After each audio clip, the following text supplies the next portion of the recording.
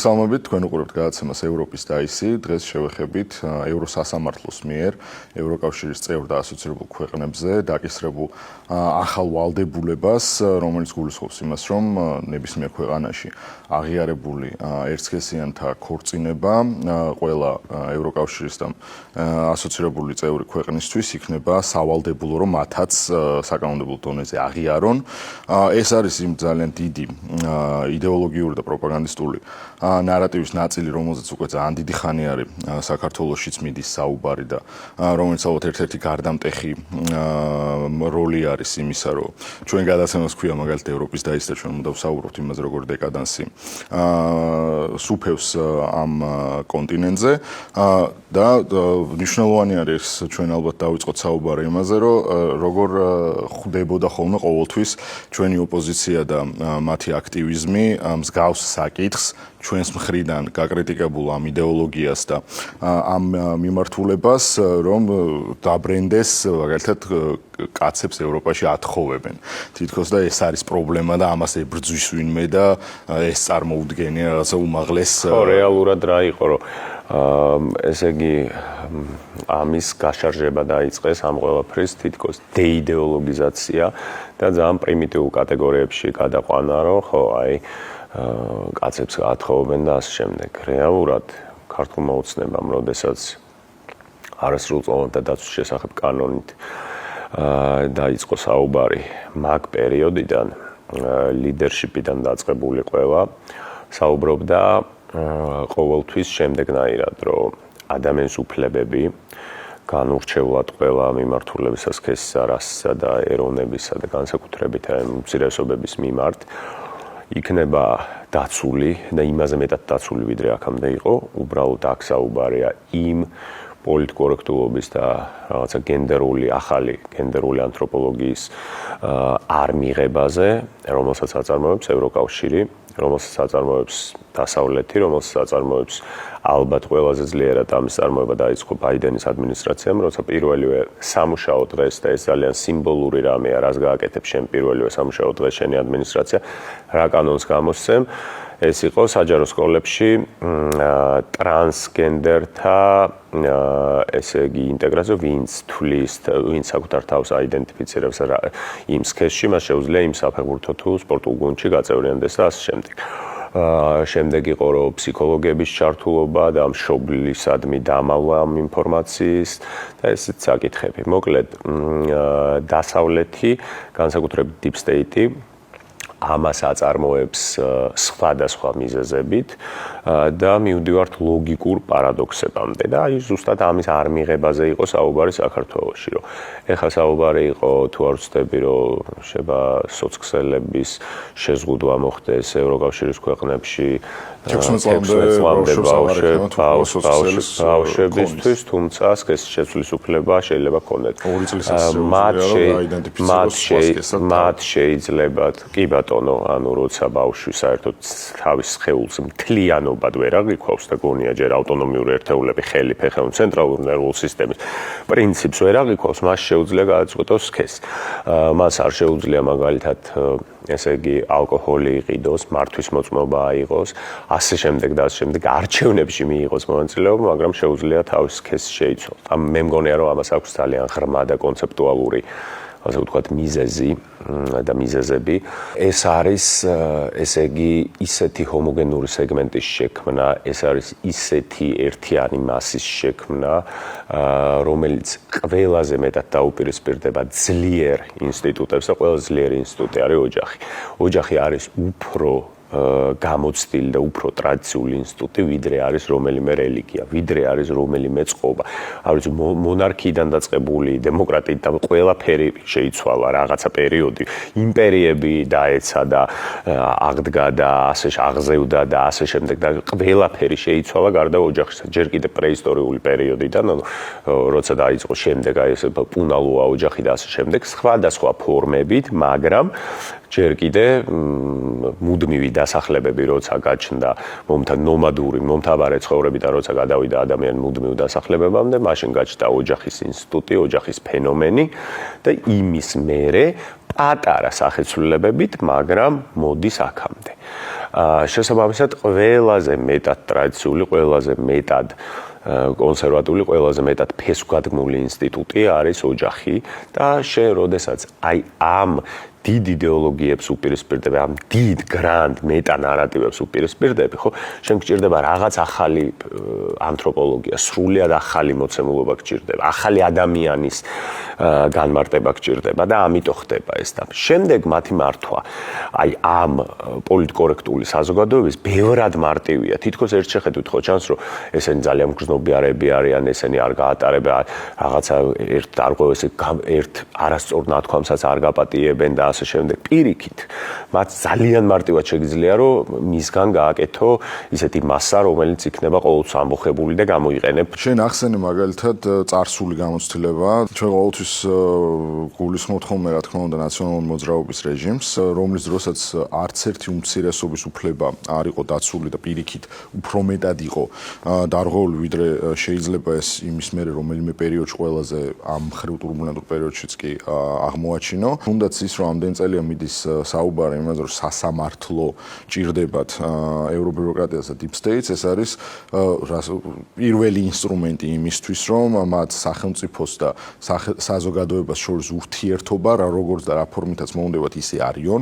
ამისთვის არის ძალიან კარგი მაგალითი, თუნდაც რასაც უძღვნით ჩვენ დღევანდელ გადაცემას, ევრო სასამართლოს მიერ მიღებული ეს გადაწყვეტილება, იმიტომ რომ ხო ხდები ეს რამდენად დიდი ფორსირება არის, რომ შენ სასამართლოს წესით ავალდებულებ სხვა ქვეყნის სასამართლოს, რომ იმან თავისი ქვეყნის, თავის კონტექსტის, თავისი კულტურის მიხედვით კი არ მიიღოს გადაწყვეტილება და თქვას, რომ აი ეს არის ჩემთვის ამ კონტექსტში სამართლიანი და აი ეს არის უსამართლო.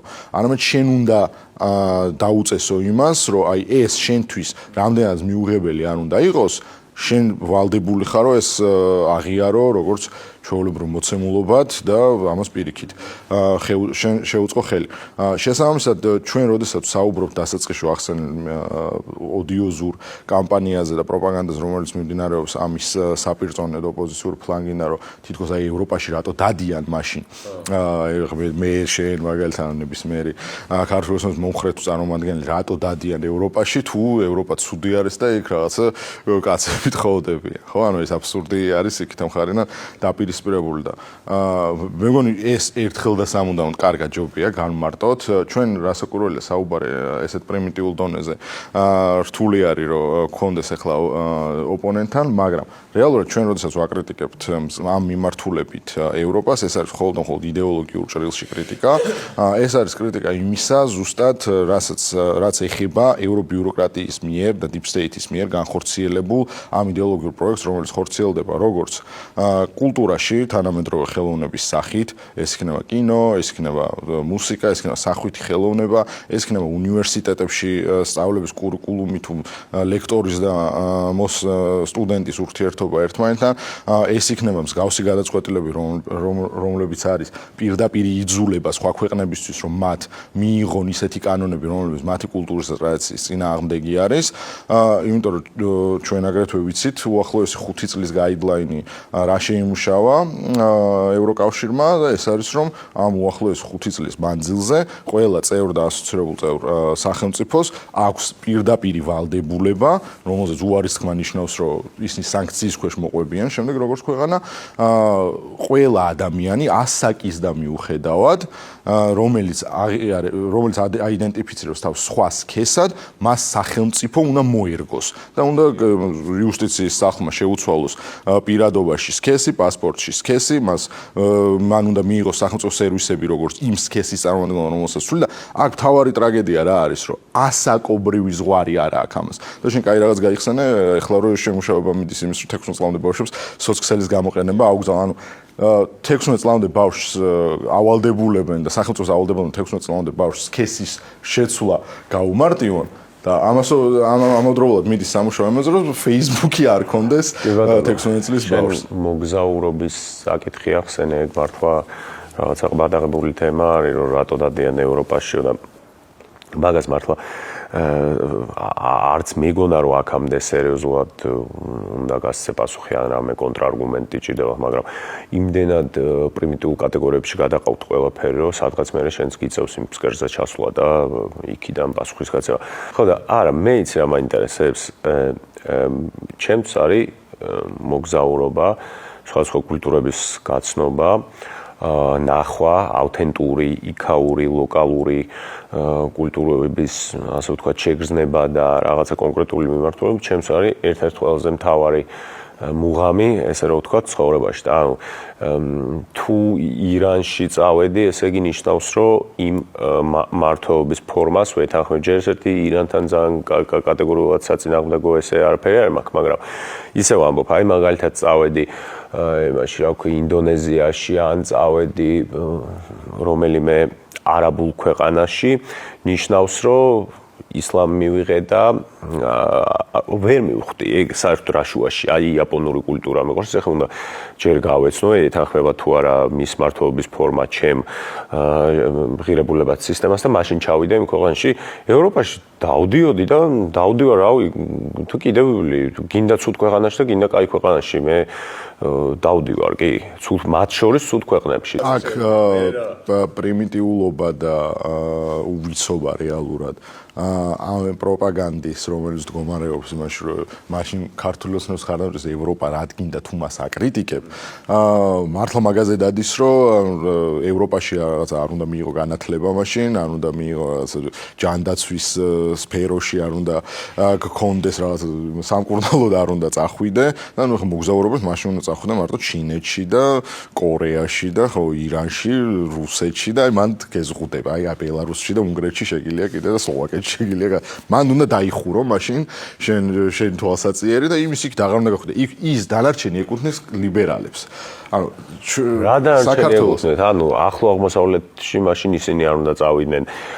ეხლა ამერიკაში არ უნდა წავიდნენ. ეხლა ამერიკაში არ უნდა წავიდნენ. ეხლა ვერც არ უნდა წავიდნენ საერთოდ აზიაში თითქმის არც შეუშავს მაგათ არ არის, იმიტომ რომ ვიღაცებს ხო აქვს პოსტი ვისაც აქ დაწელი მათ აღარ უშვებენ და ხო კი ბატონო დახურული არის მათთვის ეგ კარები. უბრალოდ ანუ ეს კონტრიდეოლოგია, რომელიც წარმოებს ჩვენთან, რომ ევროპა თითქოს არის ჩვენი პერსპექტივიდან ცუდი, იმიტომ რომ იქ რაღაცა მსგავსი რეგულაციები მიიღება და მსგავსი საკანონმდებლო ფორსირებები ხდება ქვეყნებზე და მსგავსი იდეოლოგია არის, რომელიც ყველაზე დიდი ჭავლით მოედინება ნებისმიერი საგანმანათლებლო თუ სახელოვნებო სფეროებიდან. ანუ ამის აღნიშვნა თურმე არის ანუ იმდენად დიდი დანაშაული და იმდენად არასწორი, რომ შენ მაშინ აღარ გაქვს უფლება, რომ იმ სივრცის ნაწილი იყო თუნდაც ერთი კვირით, როდესაც რაღაცა იმაზე შვებულებას აიღებ და რაღაც ქვეყნის დათვალიერება მოგინდა. მაგას გვედავებიან ხო რეალურად.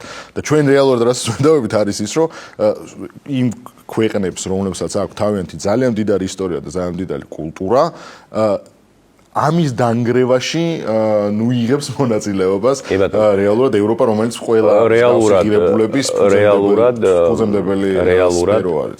თავიანთი ესე იგი სახელმწიფოებრივი მოწყობით, რომელიც არის დაფუძნებული ამ საიმიგრაციო პოლიტიკაზე, მულტიკულტის და პოლიტკორექტულობის ტრენდზე, სრულად ემსახურება იმას, რომ ის მთელი ისტორია, რამაც აქამდე შექმნა ევროპა, აი ეს ანთროპოლოგიური ევროპა, დაინგრეს და განადგურდეს. და მათი ეგრეთ წოდებული ტოლერანტულობა და მიმღებლობა ისეთ ძალებს იზიდავს, რომლებიც არ არიან შემწყნარებლები ამ ტოლერანტობის მიმართ. შესაბამისად, ეს რაღაცა, როგორ გითხრათ, ლოგიკური პარადოქსი გამოდის რა, რომ შენ იყო შემწყნარებელი იმის მიმართ, რომელიც შენ გიპირებს შეჭმას, ხო? ეს არის ალბათ სუიციდი. ხელის მოწერა სუიციდზე, ანუ შენივე ხელით იკლავ თავს. რაც შეეხება ამ გენდერულ ტრენდს, რომელიც ბოლო 10-15 წელია წარმოებს დასავლეთში განსაკუთრებით, ალბათ ეს ახსნა აქვს რა, რომ შენ გინდა ტრადიციული საზოგადოება ერთადერთი ამით შეარყიო და შენ ეძებ აი იმ ძველი მარქსისტული თეორიის თანახმად, შენ ეძებ იმ ძალას, ვისაც დასაკარგი არაფერი აქვს, ანუ რევოლუციის აქტორებს. და შენ მოძებნე ის ხალხი, ადრე იყო ეს პროლეტარი, რომელსაც დასაკარგი არაფერი ჰქონდა თავის ბორკილების გარდა, ხოლო ეხლა არის რაღაცა კატეგორია, აი ამ გენდერ იდეოლოგიაში ჩავსავდი მე ამ კატეგორიას, რომელიც ესე იგი ბრძოლის უნარიანია, რომელსაც დასაკარგი არაფერი აქვს და შესაბამისად მას რო ეტყვი რომ შენია სამყარო, შენია დღევანდელი თანამედროვე სამყარო, ის იბრძოლებს ყველაფრის მიუხედავად რა და იმ ტრადიციული იდეოლოგიებს დაუპირისპირდება და განსხვავებით ამერიკას კიდევ აქვს უფლება მსგავსი ექსპერიმენტების რას გულისხმობ, ეს მაინც ახალი ექსპერიმენტული ქვეყანა. ხოლო ევროპას აქვს ძალიან მკაცრი ტრადიციები, შენ რო ბიზნესში და ეკონომიკაში მართლა აი კარგად რო ჩავიხედოთ იქ ნახავთ რომ გვარების მიხედვით, ოჯახების მიხედვით არის პატარა დონეზეც კი აი გინდა ვენახები და გინდა ტაქსის ლიცენზიები და გინდა რომელიმე კონკრეტული სასმლის წარმოება ან რაღაცა კონკრეტული თევზის ჭერა აი ყველაფერი დანაწილებული აქვს ოჯახებს და გვარებს და ძალიან მკაცრად მიყვებიან ამ ყველაფერს და როგორ შეიძლება ასეთი მწყობრი სისტემატიზირებული წესრიგი ასე უცბად ამოატრიალო, ხო? როგორ ეხა თან ამას ხელს უწყობს ერთადერთი რა ევროკავშირი.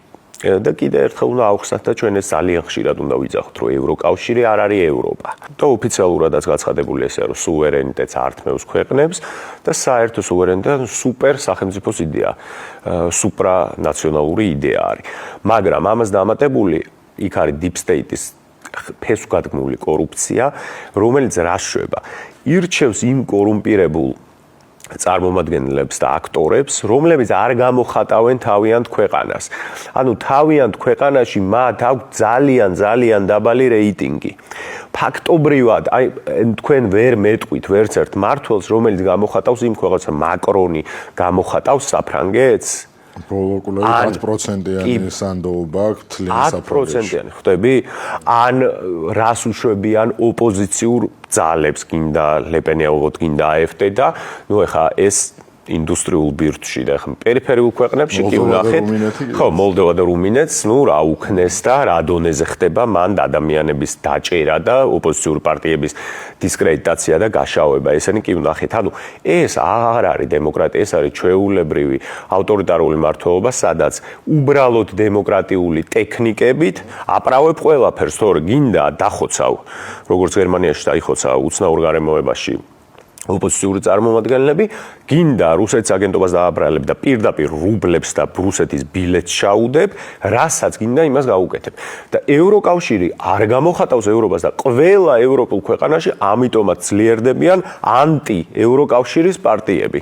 ამ გენდერული პოლიტიკის განხორციელება და ამ პროპაგანდის წარმოება მთლიან ევროპაში და ამერიკაში რო შევხედოთ ამ განვითარების ტემპებს, საიდან იწყება ხო 2000 წლების შუაში ჯანმო იღებს იმ ჩანაწერს, რომ სექსუალური უმცირესობა არის ფსიქიკურ აშლილობასთან კავშირში და აქედან იწყება უკვე სხვადასხვა სოციალური პროექტები, ამის შემდეგ უკვე ხდება საკანონმდებლო ბაზების ცვლილებები, ამაზე გადაწყობა, ამაზე მორგება. ჩვენ ხედავთ, რომ მთელ ევროპასა და ამერიკაში რეალურად ზუსტად ესე მოხდა. და მე ნელ-ნელა ხო ცოტა დისტოპიური სცენარია, მაგრამ მე ნელ-ნელა ხო არ აუკრძალავენ სხვა წყვილებს ბავშვების ყოლას. ხო, ანუ ამერიკაში მაგალითად ობამა სასაცილოა, ხო? ჯერჯერობით. მაგალითად ის რომ ობამას პრეზიდენტობის ბოლო ვადა დასრულდა იმით, რომ მან დაავალდებულა 50-ვე შტატი რომ სასამართლო წესით ნება დაერთოთ ერთ-ერთთან ქორწინების, რომელიც დღემდე ვერ იცვლება. მიუხედავად იმისა, რამდენად წინააღმდეგი არის ამისა ტრამპი. ეს ხო ძალიან პირდაპირ სიგნალი არის იმისა, რომ მსგავსი პროექტი უნდა განხორციელდეს უკვე მთელ ევროპაზე და ამას უკვე ჩვენ ვხედავთ, იმიტომ რომ ჩვენ ვახსენეთ ევროკავშირის უახლეს 5 წლიანი გეგმა, სადაც ის ჩანაწერი არსებობს, რომ ნებისმიერ ბავშვს ასაკის და მიუხედავად შეუძლია რომ დაიდენტიფიცირდეს სხვა სქესად სახელმწიფო მომავალში ხელი უნდა შეუწყოს.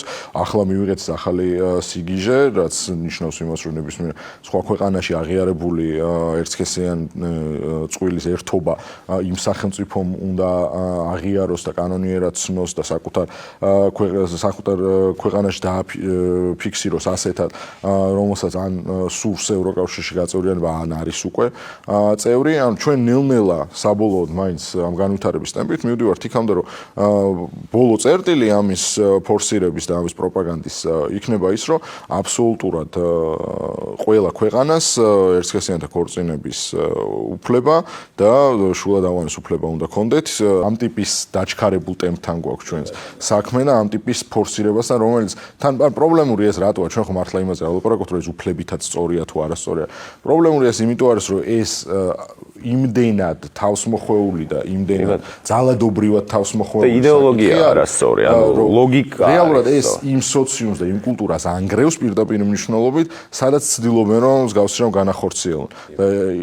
ისეთ ზუსტად ევროპულ ქვეყნებს და ჩვენც რომ სივრცის ნაწილი ვართ საქართველოს როგორც ქვეყანა, რომელსაც დიდი ისტორია, დიდი ტრადიცია გაგვაჩნია და ძალიან ძვირფასი და მრავალფეროვანი კულტურა, იქ რო შენ გინდა რომ ახალი კულტურა დააშენო თავზე, რომელიც ყველაფერ მანამდელს რუინებად აქცევს. ამაზე არის უბრალოდ ეს მიღებლობა და ამაში არის თავარი პრობლემა. და თან რაც ყველაზე მთავარია, აი ამ ლიბერალურ დემოკრატიას, ამ deep state-ის თქვათ დაფორსირებულ ძალებს და ადმინისტრაციებს არ შეუძლიათ ისეთი კულტურის შემოთავაზება, რომელიც თანაარსებობს იმ ძველ კულტურასთან ერთად და არის შემწყნარებელი, არის თანაარსებობა, თანამშრომლობა და თანამეგობრობა. ეს არ შეუძლია, რომ ორივე იყოს. თუ შენ გინდა რომ ეპატივი ვცე რაღაცას, რომელსაც მე ფუნდამენტურად არ ვეთანხმები, ძველი კულტურის წარმომადგენელი, ხო? მაშინ არა, ის ახალ კულტურას გთავაზობს, რომელიც გეუბნება, რომ თუ ამას იღებ, მაშინ ლოგიკურად ის აღარ არის სწორი. იმიტომ რომ აი ქცევის ორი პატერნი გაქვს შენ რომელს ირჩევ და არჩევანის წინაშე გაყენებს და რა ვიცი ხა ევროკავშირი ბოლო ჯერ სურო ბენეფიტებს გთავაზობდეს ეკონომიკურს და ეგეთი მაგარი იყოს შენი ღირსების საკითხია ხო რომ ის კულტურა რაც ემოციურად შენმა წინაპრებმა აი ესე სისხლით და უფლით მოიტანეს აქამდე ჯერ ეს ერთი ეკონომიკურ და ესეთ რა ქვია ეგეთ პრაქტიკულ და მერკანტილურ ინტერესებზე ისედაც არ გაცვალოს სულ რო კაის გთავაზობდნენ მეორც ერთი ევროკავშირი რას გთავაზობს ეგეთ განსაკუთრებულს ხო გთავაზობს ჩვენ მე ყოველთვის ამას ვამბობდი რა ყოველთვის ამას ვამბობდი მე მაშინაც კი როცა ჩვენ აი ესეთ ფორსირებული წინსვლა ჰქონდა ევროკავშირისგან 90-იანებიდან შეიქმნა ახალი მითოლოგია, პოლიტიკური მითოლოგია, რომელიც გეუბნებოდა, რომ დასავლეთი არის ყველაზე კარგი სივრცე. და ჩვენ გვჭირდებოდა კრიტიკული აზრი, არა ისეთი რეტროგრადული, რომელიც ამბობს, რომ ეს რაღაცა ჭინკები მოდიან და რაღაცა არა. ჩვენ გვჭირდებოდა ისეთი კრიტიკული აზრი, რომელიც ერთი მხრივ ამ ახალ იდეას და ამ ახალ სივრცეს იცნობს და გველაპარაკება, რომ ყველაფერი კარგი მათ არ აქვს. რაღაცა პრობლემები არის, რომელიც შეიძლება საქართველოსთან ვერ მოვიდეს თანხმედრაში. მაგალითად, ეკონომიკური ფაქტორები, რამდენადაც ბენეფიტებს ველოდებით, იმდენად არის იქ პრობლემები. რა პრობლემებია, ხო? ადგილობრივი წარმოების პრობლემებია, ვალუტის პრობლემებია. აი როგორც დიდი ქსელური მარკეტები, პატარა მარკეტებს უშვებიან და დაახლოებით ის პრინციპია ევროკავშირს უზავს პატარა ქვეყანას, ხო? ანუ ჩვენ ამ რისკებზე მე არ ვამბობ, რომ აპრიორი ცუდია, უბრალოდ არ გვისაუბრია, იმიტომ რომ მითოლოგია იყო ეგეთი, რომ ევროკავშირი არის წმინდა აღთქმული მიწა, სადაც ყველაფერი კარგია რა და ჩვენ შევქმენით, არ ვიცი, 90-იანებში მიშამ განსაკუთრებით მოქალაქეთა ერთობა და ჯგუფი ისეთი, რომელიც თავს გაწირავს ამისთვის. ევროკავშირის წევრობის სურვილი რეალურად მხოლოდ ორი ფაქტორით არის განპირობებული ნებისმიერი ქვეყნისთვის, ხო, ეს არის ერთი რომ ეკონომიკური ბენეფიტები და მეორე უსაფრთხოება. ჩვენ ვხედავთ რომ ევროკავშირი როგორც ერთიანობა ეკონომიკურად იმ ტემპებით ვერ ვითარდება, რომელთაც მაგალითად 2008 წლამდე ვითარდებოდა, სამ აქტიურად deep state-ის კლანჭების ქვეშ მოექცეოდა და ჩვენ ვხედავთ რომ დაცულობის ნაწილში საერთოდ აღარანაირი განსხვავება არა, ჩვენთან უფრო მეტი დაცულობა არის, იმიტომ რომ ჩვენ შვიდობიან გარემოში ცხოვრობთ მიუხედავად იმისა, რომ რეგიონში ყოველად არასტაბილური მშვიდობა არის. შესაბამისად ის რომ ამ ორი მდგენელის შესუსტება ასე მოხდა და ამას ზევიდან ემატება რომ შენ კულტურის ყდომას გპირდება ეს სივრცე ამ არსებული ბიუროკრატიის პირობებში ერთ-ერთი ყველაზე დასაფიქრებელი ნაწილი არის, როდესაც საუბარი წავა იმაზე, ჩვენ რა ტიპის ტემპებით უნდა ვცადოთ ამ კავშირში გაერთიანება. რა თქმა უნდა. დღევანდელი გადაცემა დასრულდა, ჩვენ გასაუბრეთ იმ ახალ გენდერულ ანთროპოლოგიაზე და იმ პოლიტკორექტულობის ტრენდზე, რომელიც ყოველდღიურად, ესე იგი, საკანონმდებლო დონეზე იცვლება და შესაბამისად ეხება ყველას. ანუ ის დისკურსი, რომელიც ჩვენთან წარმოებდა ამის გასანეიტრალებლად, რომ აი დაიყვანეს კაცების გათხოვებამდე და გააპრიმიტიულეს, ეს არ არის ესე და ყველას შეუძლია გადახედოს დოკუმენტებს, გადახედოს იქაურ პულსაციას, რა ხდება, შეადაროს შემდეგ და ნახოს თუ რა დროული იყო ჩვენი კანონმდებლობა და თუ როგორ მიყვება ყველაფერს დღევანდელი მმართველი გუნდი. კი და მარტივად შესაძლებელი არის ამდენი წლის განმავლობაში ყველაზე დიდი დარტყმა სასამართლოზე რატო ხორციელდება საქართველოში და რატო ეძახიან მას რომ არ არის დამოუკიდებელი. იმიტომ რომ სასამართლო არის ყველაზე მაგარი ინსტრუმენტი, რითიც შეგიძლია ქვეყანა მართო და არიო ყველაზე მთავარი და აშანტაჟო. ყველაზე მთავარი ინსტრუმენტია ეგ. დღეისაც დაგემშვიდობებით, შევხვდებით შემდეგ კვირას კვლავ პოზიტივზე, კარგ ბრძანებას.